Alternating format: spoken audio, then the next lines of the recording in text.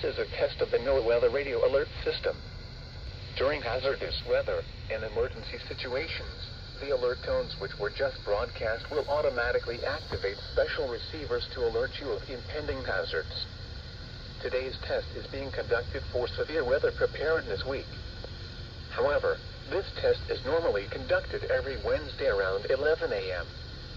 To provide the most consistent warning service possible, the alert tones will only be activated for the following counties in the KXI42 listening area in Illinois, Randolph, and Perry.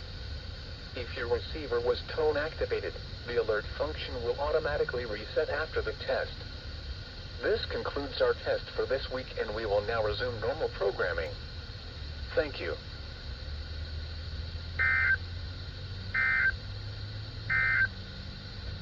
Today, patchy fog this morning.